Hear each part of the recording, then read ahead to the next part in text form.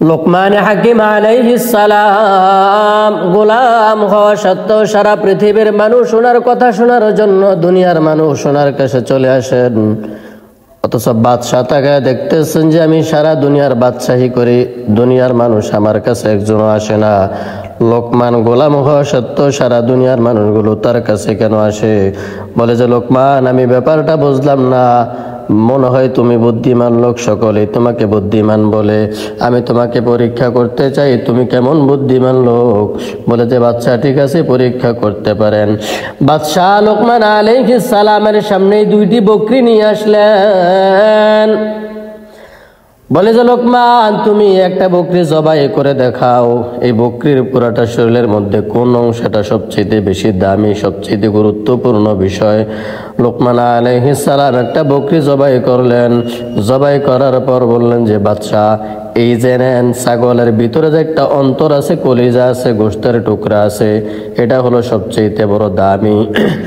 কারণ নবীজি বলেছেন, আলা ইন্না ফিল জাসাদি মুযগাহ ইযা সলুহাত সলুহাল জাসাদু কুল্লুহু ওয়া ইযা ফাসাদাত ফাসাদাল জাসাদু কুল্লুহু আলা ওয়া হিয়াল কলব।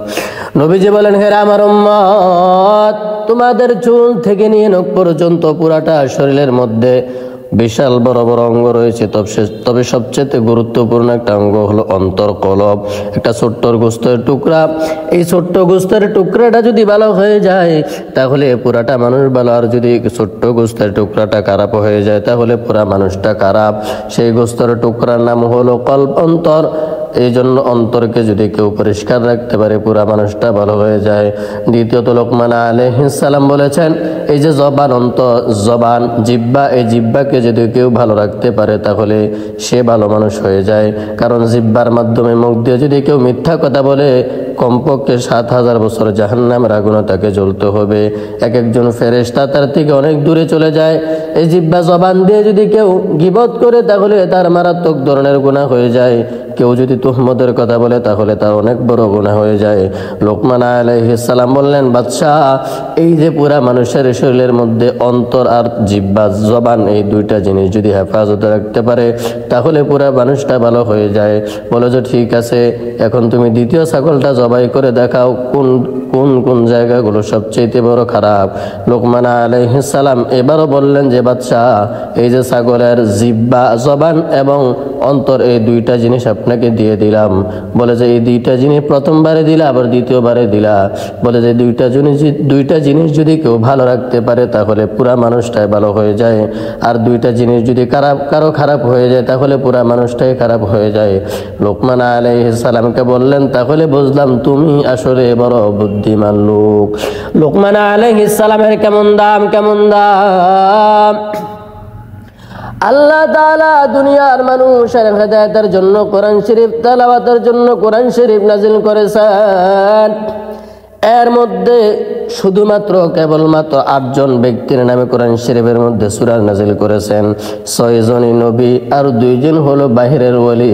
বলে যে 6 জন ব্যক্তিকে, বলে যে আমাদের নবী মুহাম্মদ সাল্লাল্লাহু আলাইহি ওয়াসাল্লামের নামে একটা সূরা নাজিল করেছেন 26 নম্বর পারার 5 নম্বর পৃষ্ঠায়। এরপরে ইউনুস আলাইহিস সালামের নামে আল্লাহ তাআলা একটা কোরআন শরীফের সূরা নাজিল করেছেন 11 নম্বর পারা 7 নম্বর পৃষ্ঠায়। ইউসুফ আলাইহিস সালামের নামে কোরআন শরীফের সূরা নাজিল করেছেন 12 নম্বর পারার 14 নম্বর পৃষ্ঠায়।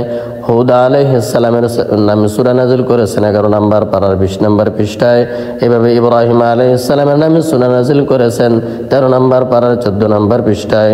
নূহ আলাইহিস সালামের নামে সূরা নাজিল করেছেন কোরআন শরীফের মধ্যে 29 নম্বর পারায়। এভাবে 6 জন ব্যক্তির নামে 6টা সূরা নাজিল করলেন।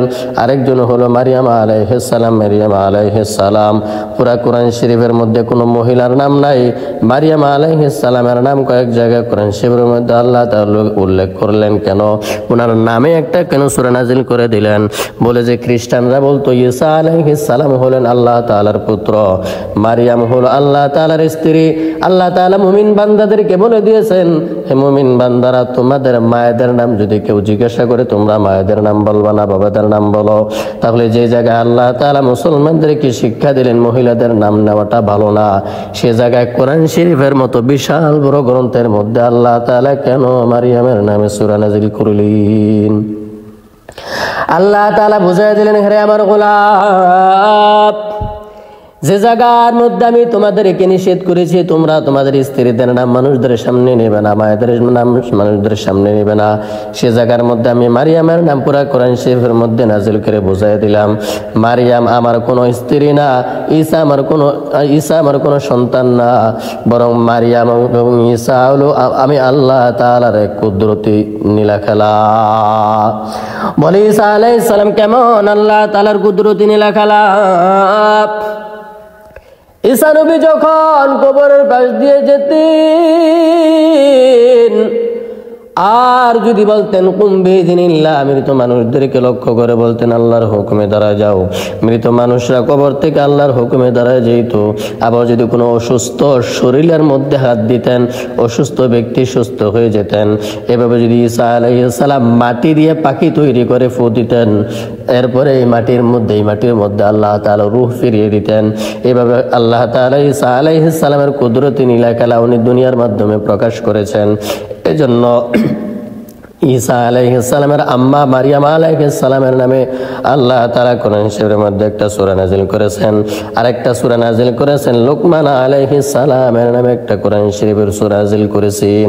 তাহলে যে জায়গার মধ্যে আল্লাহ তাআলা 1,24,000 বা 2,24,000 নবী দুনিয়াতে পাঠাইলেন, এত নবী থাকতেও মাত্র 6 জন নবীর নামে কোরআন শরীফের মধ্যে 6 জন নবীর নাম নিয়ে আসলেন, 6 জন নবীর নামে কোরআন শরীফে সূরা নাযিল করলেন।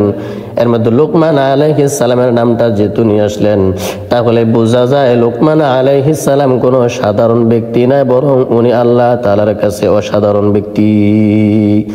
আরেকটা বিষয় হলো, সারা পৃথিবীর ওলিয়া কেরামকে যদি এক পাল্লায় দেওয়া হয়, আরেকজন আদনা সাহাবীকে যদি আরেক পাল্লায় দেওয়া হয়, আদনা সাহাবীর মর্যাদাটা আল্লাহ তাআলার কাছে বেশি ভারী হয়ে যাবে। বলে যে একজন জিজ্ঞাসা করলো, মঈনুদ্দিন চিশতি অথবা আব্দুল কাদের জিলানীর বেশি দাম নাকি একজন সাহাবীর বেশি দাম? বলে যে বোকা, তুমি কিসের সাথে কিসের তুলনা করলা? বলে যে নবীজির ক্লাসের একদম ছোট থেকে ছোট একজন সাহাবী যে নবীজির সাথে থাকে মিলে যুদ্ধ করেছেন, ওই সাহাবী যে ঘোড়াটার উপর যুদ্ধ করেছেন, ওই ঘোড়াটার পায়ের মধ্যে যে বালি রেখেছে, ওই বালিটাকে যদি এক পাল্লায় দাও, আর মঈনুদ্দিন চিশতি অথবা আব্দুল কাদের জিলানীকে যদি আরেক পাল্লায় দাও, ওই সাহাবীর ঘোড়ার পায়ের মধ্যে যে বালি লেগেছে, ওই বালিটার দাম আল্লাহ তাআলার কাছে অনেক বেশি। আউলিয়ারা কারে উকবা ইখতিয়ার, জাহেলারা কারে দুনিয়া ইখতিয়ার, মাইলে মোমেন সোয়ে মোমেন মিশাওয়াদ, মাইলে কাফের সোয়ে কাফের মিশাওয়াদ। তাহলে লোকমান আলাইহিস সালাম কোন নবী না, বরং আল্লাহর ওলি।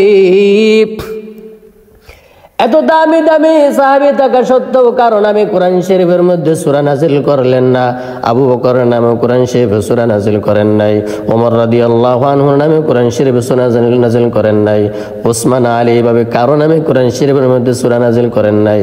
তাদেরকে বাদ দিয়ে আল্লাহ তাআলা কেন লোকমান আলাইহিস সালামের নামে সূরা একটা নাযিল করে দিলেন? তাহলে বোঝা যায় লোকমান আলাইহিস সালাম কোনো সাধারণ ব্যক্তি না, বরং উনি অসাধারণ আল্লাহর বান্দা। এই লোকমান আলাইহিস সালাম দুনিয়ার মানুষদেরকে উপদেশ দেওয়ার জন্য একদিন উনি বয়ান করার জন্য মিম্বারের মধ্যে উঠে দাঁড়ালেন।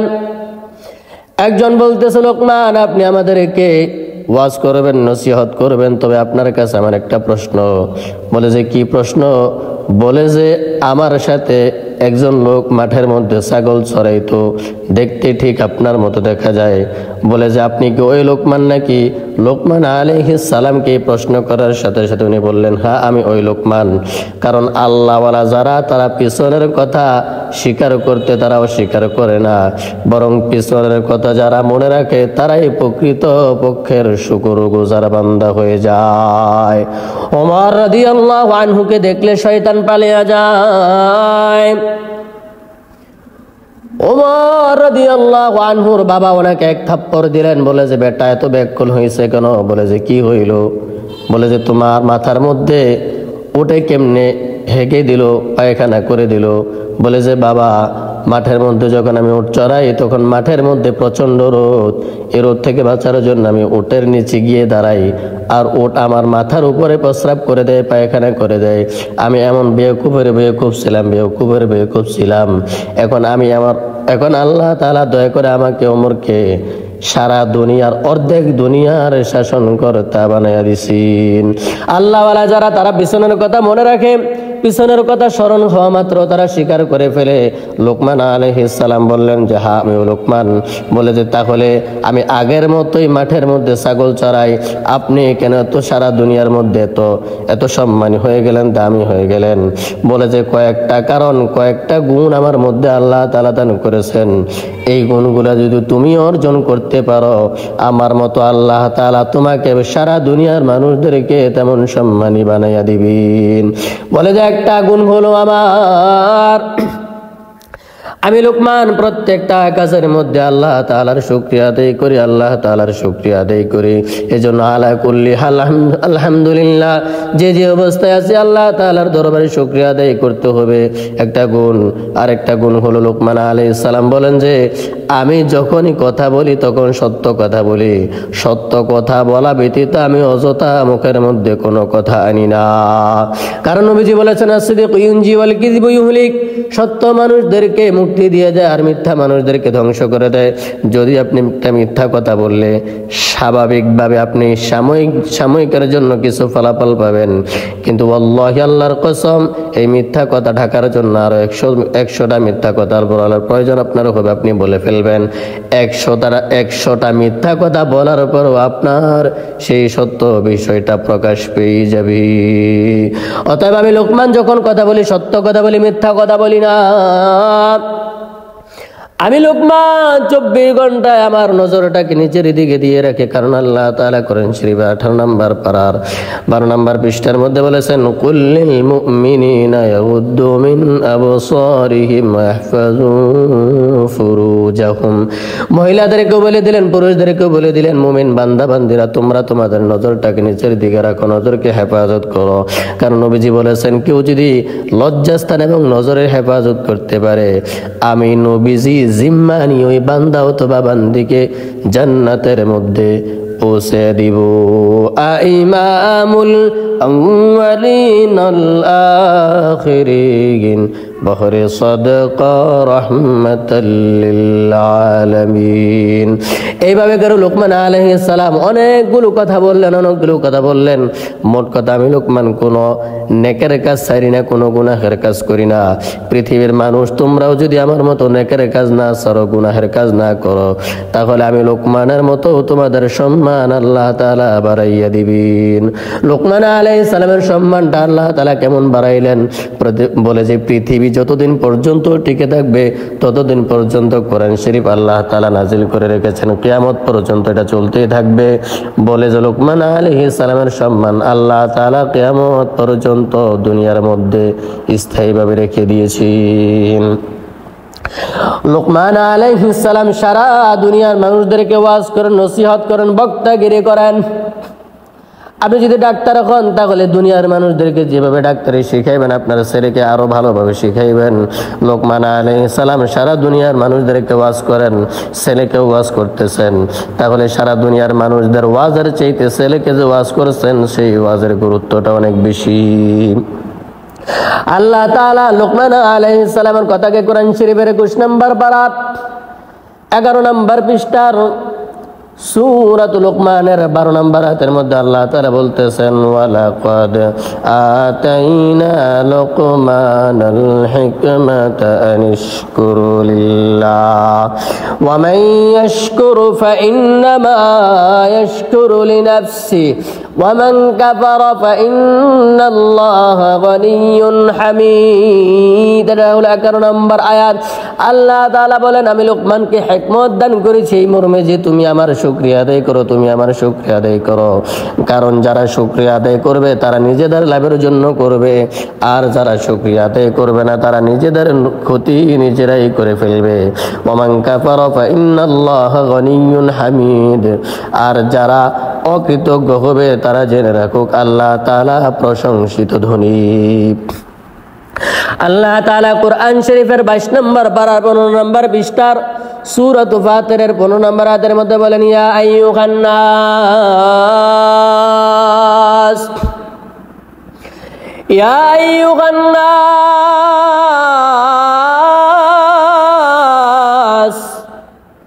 আনতুমুল ফুকারাউ ইলাল্লাহ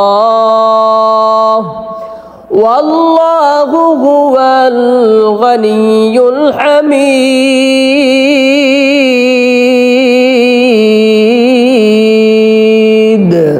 গর্দাওয়াক্কুল মিকুনি ঘর সুবহ শাগাম मेरा सनद रिज़्क़ तू अज़ला मक़म जुज़्ब हक़ची ज़े मख़ाज़ इंसुजागा फज़ले मस्त दर जुमला रवा।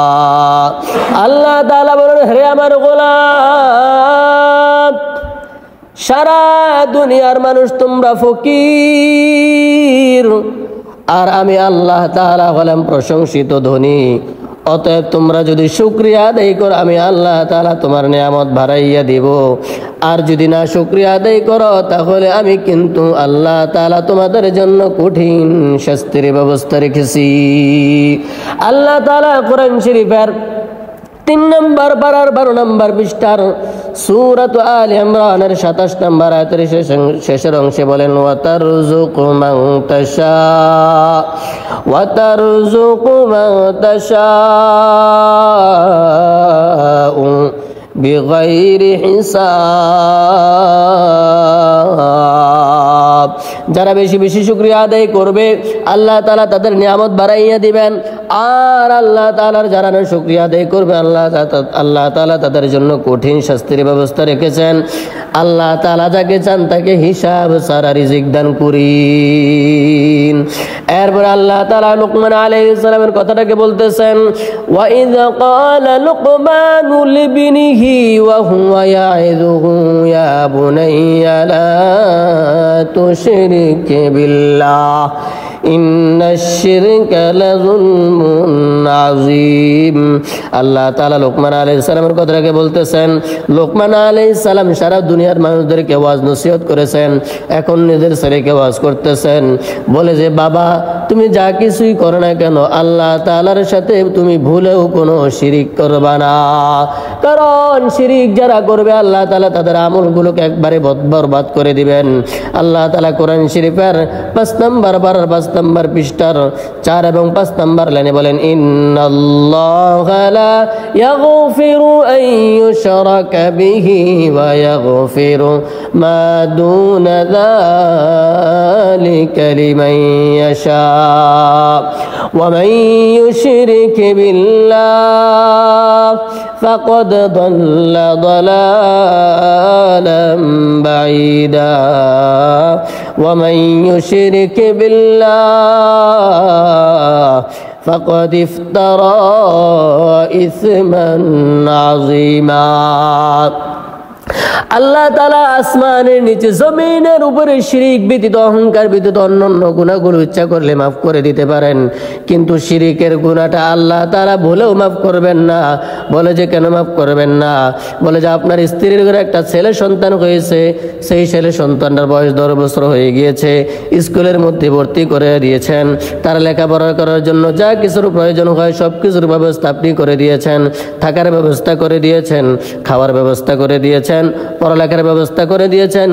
এই বাচ্চাটা বারবার আপনার সামনে অন্য আরেকজনকে আব্বু আব্বু বলে বারবার ডাকি।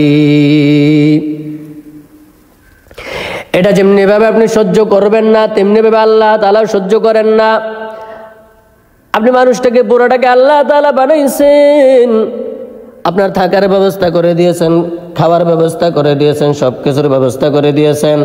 এরপরে যদি বারবার আপনি আল্লাহর সামনে খালি আল্লাহকে বাদ দিয়ে অন্য কাউকে আল্লাহ তাআলার সাথে শরীক করেন, আল্লাহ তাআলা আপনার দুনিয়াও ধ্বংস করবেন, আখিরাতও আল্লাহ তাআলা ধ্বংস করে দিবেন। লোকমান আলাইহিস সালামের নসিহতগুলো পৃথিবীর ইতিহাসে স্বর্ণাক্ষরে লেখা রাখার মতো রে মুমিন। এরপরে লোকমান আলাইহিস সালাম বলতেছেন, ইয়া বুনাইয়া, হে আমার আদরের সন্তান। মাঝখান দিয়ে আর একটা কথা বলে ফেলি, এই যে ইয়া বুনাইয়া, এই কথাটা লোকমান আলাইহিস সালাম বলেছেন, এর আগের কথাটা লোকমান আলাইহিস সালাম বলেছেন। মাঝখানে আল্লাহ তাআলা পিতা মাতার কথা টেনে আনলেন কেন? বলে যে লোকমান, তুমি যেহেতু তোমার সন্তানের সাথে আমার পরিচয় করিয়ে দিয়েছ, এখন আমি আল্লাহ তাআলার উপর দায়িত্ব হয়ে গিয়েছে সন্তানের সাথে পিতা মাতার কেমন কর্তব্য সেটাকে পৃথিবীর মানুষদেরকে বয়ান করার। আউলিয়ারা কারে উকবা ইখতিয়ার, জাহেলারা কার দুনিয়া ইখতিয়ার। মাইলে মুমেন সোয়ে মুমেন মিশাওয়াত, মাইলে কাফের সোয়ে কাফের মিশাওয়াত। এক জমানা সোহবতে বা আউলিয়া, বেহতরাত 100 সালে তাআত বেরিয়া। লোকমান আলাইহিস সালামের কারণে আল্লাহ তাআলা এই জায়গার মধ্যে মা বাবার অধিকার সম্পর্কে নাজিল করে দিয়েছেন রে মুমিন। এরপরে লোকমান আলাইহিস সালাম ছেলেকে বলতেছেন, ইয়া বুনাইয়া আকিমিস সালাত, হে আমার সন্তান, তুমি যেখানে যে অবস্থায় থাকো না কেন নামাজ কিন্তু বাদ দিবা না। নামাজ পড়ার কথা বলেন নাই, বলে যে সন্তান তুমি নামাজ কায়েম করবা, তুমি নামাজ কায়েম করবা। এরে মুমিন, নামাজ পড়ে নেওয়া এক জিনিস, নামাজ কায়েম করা আরেক জিনিস। আল্লাহ তাআলা পুরা কোরআন শরীফের মধ্যে নামাজ পড়ার কথা কোথাও বললেন না, নামাজ কায়েম করার কথা বললেন। কারণ নামাজ পড়া মানে নামাজ পড়ে নেওয়া, আর নামাজ কায়েম করা মানে এখানে অনেকগুলো ব্যাখ্যা মুফাসসিরগণ করেছেন। একটা ব্যাখ্যা এমন যে নামাজের ফরজ, ওয়াজিব, সুন্নত, মুস্তাহাব, নামাজের আহকাম আরকান যত বিষয়গুলো আছে সব কিছু ঠিকমতো আদায় করে নামাজ কায়েম করা। দ্বিতীয় হলো আমি আমার পরিবারের, আমি আমার ঘরের মধ্যে আমার অধীনস্থ আমার ছেলে মেয়ে রয়েছে, আমার ছোট ভাই বোন রয়েছে, আমি তাদেরকে নামাজের ব্যবস্থা করে দেওয়া, এটা নামাজ কায়েম করা। আমি যদি মাদ্রাসার প্রিন্সিপাল হই, আমি যদি মসজিদের খতিব হই, আমি যদি স্কুলের হেডমাস্টার হই, তাহলে আমার অধীনস্থ যারা আছে তাদেরকে নামাজের ব্যবস্থা করে দেওয়াটা হলো নামাজ কায়েম করা। আমি যদি দেশের সরকার হই, তাহলে মানুষদেরকে নামাজের ব্যবস্থা করে দেওয়াটা হলো নামাজ কায়েম করা। আল্লাহ তাআলা যেন আমাদেরকে নামাজ কায়েম করার তৌফিক দান করেন, আমিন। লোকমান আলাইহিস সালাম ছেলেকে এতগুলো নামাজ, রোজা, হজ, যাকাত এতগুলো না বলে শুধু নামাজের কথা কেন বললেন? কারণ নামাজ এমন একটা ইবাদত। আল্লাহ তাআলা বলেন 19 নম্বর 21 নম্বর পারার প্রথম নম্বর পৃষ্ঠার প্রথম দ্বিতীয় নম্বর লেনে, ইন্নাস সালাতা তানহা আনিল ফাহশাই ওয়াল মুনকার। নামাজ এমন একটা মেডিসিনের নাম, কোন মুমিন যদি 5 ওয়াক্ত নামাজ ঠিকমতো আদায় করে দিতে পারে, এই নামাজই ওই বান্দাকে সমস্ত খারাপ ধরনের কাছ থেকে হেফাজত করে রাখবেন। এজন্য লোকমান আলাইহিস সালাম ছেলেকে শুধু নামাজের কথা বলে ক্ষান্ত করে ফেললেন। এরপরে বললেন যে সন্তান, আকিমিস সালাতা ওয়া'মুর বিল মারুফি ওয়ানহা আনিল মুনকার, সৎ কাজের আদেশ করো, সৎ কাজের নিষেধ করো। আমি যদি প্রতিদিন আমার এলাকার মানুষদেরকে বারবার সৎ কাজের কথা বলি, তারা কিন্তু আমার শত্রু হয়ে যাবে। বারবার যদি তাদেরকে খারাপ কাজ থেকে নিষেধ করি, তারা কিন্তু শত্রু হয়ে যাবে। আল্লাহ তাআলা বুঝে শুনে এরপরে জায়গাটা উল্লেখ করে দিয়েছেন, ওয়াসবির আলা মা সাবাক। হে মুমিন, তুমি যদি মানুষদেরকে বেশি বেশি সৎ কাজের আদেশ দাও, সৎ কাজের নিষেধ করো, তাহলে কিন্তু মানুষ তোমার শত্রু হয়ে যাবে। অতএব এমন একটা কঠিন কাজের মধ্যে তুমি পিছপা হবে না। ওয়াসবির আলা মা সাবাক, এই কাজের মধ্যে তুমি অটল স্থায়ীভাবে লেগে থাকো। ইন্না যালিকা মিন আজমিল উমুর, এই কাজটা বড় হলো কঠিন। প্রতিনিয়ত সৎ কাজের আদেশ দেওয়া, সৎ কাজের নিষেধ করা, এটা মুমিনের দায়িত্ব, কর্তব্য, ফরজ। আল্লাহ তাআলা যেন বোঝার আমলের তৌফিক দান করেন। এরপর লোকমান আলাইহিস সালাম ছেলেকে নসিহত করতেছেন, ওয়ালা তুসাইর খাদ্দাকা লিন-নাসি ওয়ালা তামশি ফিল আরদি মারহা। ছেলে আমার, মানুষদের সাথে অবজ্ঞা করো না, কোনো খারাপ ব্যবহার করো না, অহংকার করো না, দাম্ভিকতা প্রকাশ করো না। জমিনের মধ্যে যখন হাঁটবি, তখন অহংকার অহংকার ভাব নিয়ে তুমি হেঁটো না। কারণ কোরআন শরীফে আল্লাহ তাআলা 15 নম্বর পারার 4 নম্বর পৃষ্ঠার সূরা বনী ইসরাঈলের 37 নম্বর আয়াতের মধ্যে বলেন, ইন্নাকা লা তাখরিকাল আরদা ওয়া লান তাবলুগাল জিবালা তুলা। যদি আপনি অহংকার করতে করতে জমিনটা ফেরে না ফেলতে পারেন, তাহলে এটা কিসের ধরনের, কেমন ধরনের অহংকার হলো? অতএব অহংকার করা যাবে না। আর যদি আপনি অহংকার করতে করতে বুক টান টান করে হাঁটতে হাঁটতে একদম পাহাড়টা পর্যন্ত ছিঁড়ে ফেলতে পারেন, তাহলে আপনি বেটার বেটা। যেহেতু এটা করতে পারবেন না, শক্তি নাই, তাহলে আপনার অহংকার করা জায়েজ না, আপনার জন্য হারাম। এজন্য লোকমান আলাইহিস সালাম ছেলেকে বলতেছেন, ছেলে আমার, ওয়ালা তামশি ফিল আরদি মারহা, জমিনের মধ্যে যখন হাঁটবে তখন তুমি কিন্তু অহংকার করা তোমার জন্য জায়েজ নাই। ইন্নাল্লাহা লা ইউহিব্বু কুল্লা মুখতালিন ফাখুর। আল্লাহ তাআলা দাম্ভিকতার সাথে যারা চলাফেরা করে, অহংকার যারা করে, আল্লাহ তাআলা তাদেরকে মোটেও কিন্তু ভালোবাসেন না। এরপরে 21 নম্বর পারার 12 নম্বর পৃষ্ঠার মধ্যে লোকমান আলাইহিস সালামের কথাটাকে আল্লাহ তাআলা বলতেছেন, ওয়াকসিদ ফি মাশিক ওয়াগদুদ মিন সাওতিক ইন্না আনকারাল আসওয়াতি লাসাউতুল হামির। সন্তান আমার, যখন তুমি হাঁটবে তখন তুমি মধ্যম পন্থা অবলম্বন করবে। আপনি যদি বাজারে যাচ্ছেন, যেতে সময় লাগে আপনার 5 মিনিট, কিন্তু যদি দৌড়াইয়া যান অ্যাক্সিডেন্টের সম্ভাবনা রয়েছে। আবার যদি আস্তে আস্তে হাঁটেন, 5 মিনিটের জায়গায় যদি 5 ঘন্টা লাগাই দেন, তাহলে এটা অপচয়। ইসলাম ধর্ম কত সুন্দর! মুসা আলাইহিস সালামের ধর্মে বাড়াবাড়ি ছিল, ঈসা আলাইহিস সালামের ধর্মে সারাসারি ছিল। কেউ যদি একটা থাপ্পড় দিয়েছে ঈসা আলাইহিস সালামের জমানার মধ্যে, বলে যে ভাই আপনার হাতের মধ্যে মনে ব্যথা পেয়েছেন, আমার গালের মধ্যে একটা থাপ্পড় লাগাই দিন। মুসা আলাইহিস সালামের ধর্মের মধ্যে আল্লাহ তাআলা নিয়ম রাখলেন, আপনাকে কেউ একটা থাপ্পড় মারছি, আপনি সাথে সাথে 2টা লাগায়া দেন। কিন্তু আল্লাহ তাআলা আমাদেরকে এমন ধর্ম দিয়েছেন, আমাদের নবীজির বরকতে, ওয়া কাযালিকা জাআলনাকুম উম্মাতান ওয়াসাতান লিতাকুনু শুহাদা আলান নাস। আল্লাহ তাআলা আমাদেরকে মধ্যম পন্থা উম্মত বানিয়েছেন, যেই ধর্মের মধ্যে কোনো বাড়াবাড়ি নাই, কোনো সারাসারি নাই, বরং মধ্যম পন্থা অবলম্বন করতে হবে।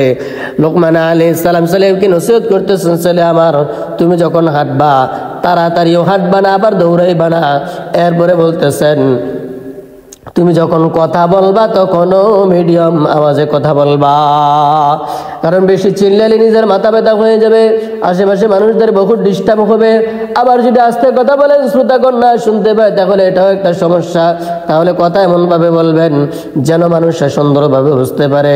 আল্লাহ তাআলা বলতেছেন, ইন্না আনকারাল আসওয়াতি লাসাউতুল হামির। গাধার আওয়াজ হলো সবচেয়ে নিকৃষ্ট আওয়াজ। এরপর আল্লাহ তাআলা বলতেছেন, আলাম তারা আন্নাল্লাহা সাখখারা লাকুম মা ফিস সামাওয়াতি ওয়া মা ফিল আরদ ওয়া আসবাগা আলাইকুম নি'আমাহু যাহিরাতান ওয়া বাতিনা। আল্লাহ তাআলা বলেন, ঘরে মুমিন, আসমানের নিচে জমিনের উপরে যা কিছু বানাইলাম, সব কিছু তোদের গোলাম হিসেবে বানাই দিলাম, তোদের লাভের জন্য বানালাম, উপকারের জন্য বানালাম। তুই ঠিকই সকাল থেকে নিয়ে সন্ধ্যা থেকে নিয়ে সকাল পর্যন্ত সমস্ত নিয়ামত গুলা ভোগ করতে থাকো, একের পর এক, একের পর এক, একের পর এক। 2টা কথা, একটা হলো সারা দুনিয়ার সমস্ত সৃষ্টিজীবকে বানিয়েছেন আমাদের গোলাম হিসাবে, আর আমাদেরকে আল্লাহ তাআলা বানাইছেন আল্লাহ তাআলার গোলাম হিসাবে। আল্লাহ তাআলা বলেন, সকাল থেকে নিয়ে সন্ধ্যা, সন্ধ্যা থেকে নিয়ে সকাল পর্যন্ত তুই তোর গোলামদেরকে ঠিকই কাজে লাগাইতেছস। আসমান আমাদের গোলাম, জমিন আমাদের গোলাম, পাহাড় পর্বত সূর্য নক্ষত্র আসমান জমিনের মধ্যে যা কিছু আছে সব কিছু আমাদের গোলাম, আমরা ঠিকই তাদেরকে কাজে লাগাইতেছি। আল্লাহ তাআলা বলেন, ঘিরে আমার গোলাম, তুই তোর গোলামদেরকে ঠিকই কাজে লাগাইতেছস, কিন্তু তুই যে আমি আল্লাহর গোলাম, আমার গোলামি কিন্তু তুই করস না। অতএব ভালো করে শোনা রাখ বান্দা, আমি যেইভাবে তোমাকে দুনিয়াতে সুযোগ দিয়ে রেখেছি, যেইভাবে সুযোগ দিয়ে রেখেছি, আমি তোদেরকে হঠাৎ করে টান দিব না। ঘুড়ি যখন বেশি লাফালাফি করে সুতাটা যদি বেশি বেশি ছেড়ে দেওয়া হয়, ঘুড়ি মনে করে মালিক আমাকে ছেড়ে দিয়েছে, ঘুড়ি ইচ্ছা মতো নিজের মতো চলতে থাকে।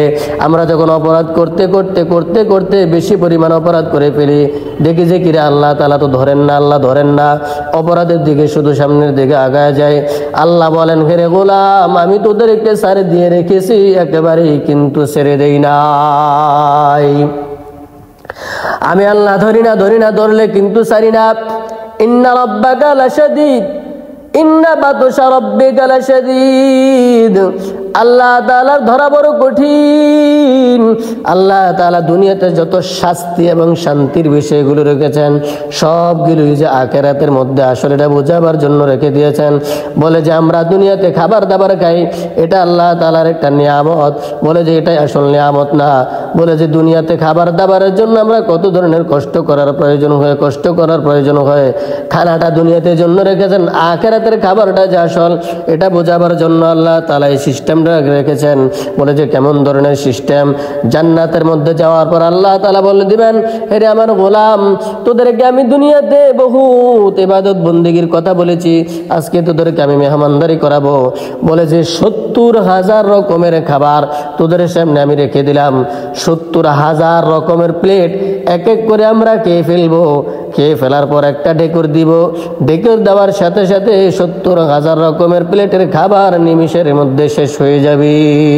এটা তো বললাম নিয়ামতের কথা। এবার আসেন শাস্তির কথা। এই যে দুনিয়াতে আল্লাহ তাআলা আমাদের আগুনটাকেও গোলাম হিসাবে বানিয়ে দিয়েছেন, আগুনটা কিন্তু শাস্তি।